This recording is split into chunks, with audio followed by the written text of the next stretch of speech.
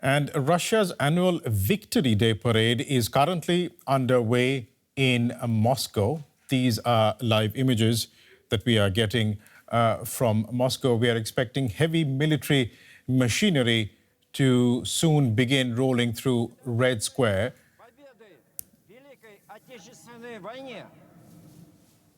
Now, this year's spectacle marks the 80th anniversary of the Soviet Union's defeat of Nazi Germany. Министр обороны поздравил парадные расчеты воздушно-космических сил. Личный состав воздушно-космических сил высокоточных... More than 24 foreign leaders are attending the parade, the Kremlin says, including China's Xi Jinping and Brazil's Luiz Inácio Lula da Silva. Ukraine has said that the foreign participation is a show of support for Russia's war in Ukraine.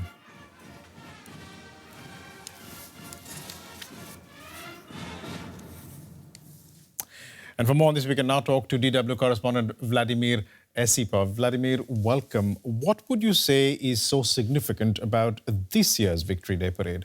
Well, it's the 80th anniversary, as you mentioned already. It's a huge foreign presence with 20 head of states from all across the world, from global south, especially from China, which is extremely important for Russia as a signal to domestic audience and the foreign audience as well. And it will be the biggest military parade since many years. It will be a flyover, which was cancelled a couple of years ago because of Ukrainian drones attacking Moscow. So for Russia, it's a show of force and a show of national unity on this very important day, because it's simply the biggest national holiday in Russia today. You also talked about this signal to a domestic audience. I mean, Russia celebrates this day as its victory over Nazi Germany.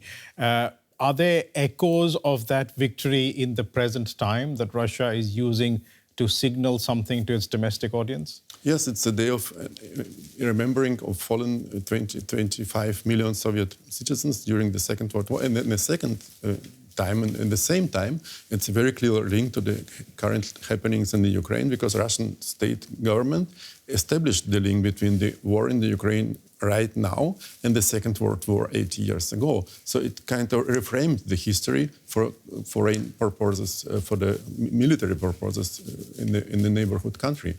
I mean, it's quite a play on history, isn't it, Vladimir? I mean, you're talking about the Soviet Union, which was attacked by a foreign power, Nazi Germany, 80 years ago. And now, 80 years later, Russia is doing the very same to Ukraine, arguably. And I just wonder, do Russians accept that narrative? Do they believe that that is indeed what is happening now? Well, it's difficult for me to talk to all Russians, but I mean, bigger chunk of the Russian public truly accept this narrative from the state media.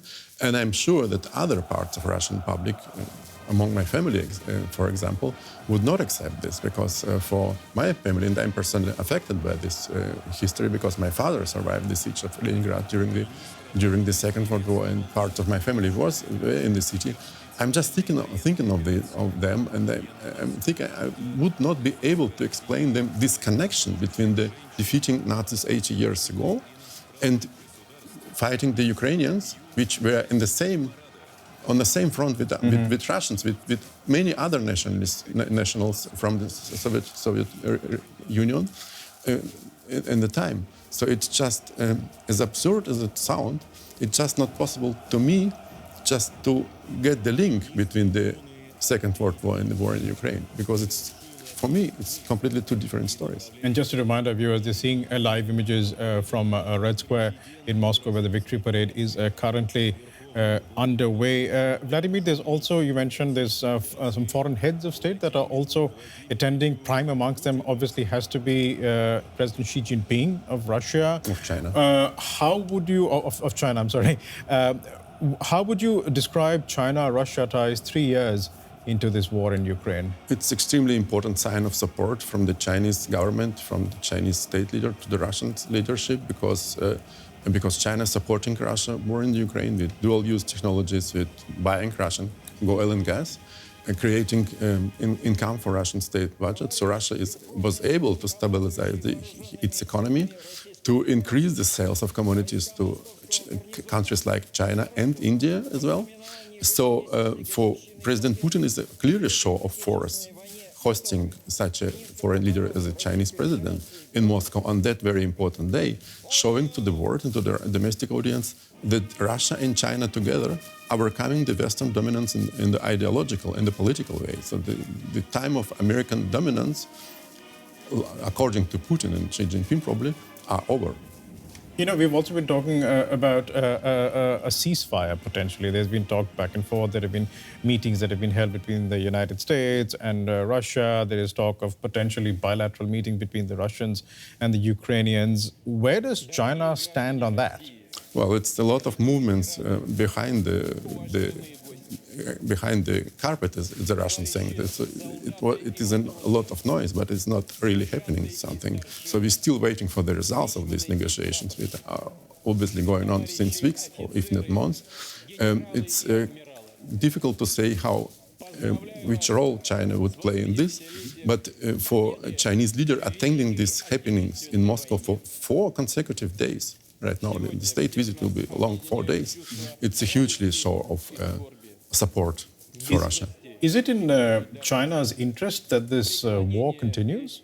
Well, I would think it's in China's interest to show that the world is not dominated by the US anymore. So Russia and China can form a kind of political, economic alliance to be an alternative to the US to the US dominance, and the show up of the leaders of the so-called global South in these happenings in Moscow. There are 20 of them. It's an additional signal that Russia and China offering a kind of alternative agenda to the world. I just wanted to ask you one final question, Vladimir. You're also the author of a book called The Russian Tragedy. I know we're looking at visuals of Victory Day coming out of Moscow. Does this look like victory or does this look like a tragedy? It was a tragedy 80 years ago because 25 million of Soviet people died. And from all I know from my relatives, I hear from my grandmother, she was in St. Petersburg during the war. It was nothing about heroism. It was about mass dying. It was about dead bodies piling up on the streets of our city. So it was a huge tragedy for the Soviet people. So does this Victory Day parade honor their memory or dishonor it? It's absolutely do. It's absolutely honor the memories of the fallen people, of the fallen 25 million people. And despite of all this current tragedy in the Ukraine, it's still the Day of Remembrance for a Russian-speaking audience. We'll leave it there for the moment. DW correspondent Vladimir Esipov, thanks so much for coming into the studio.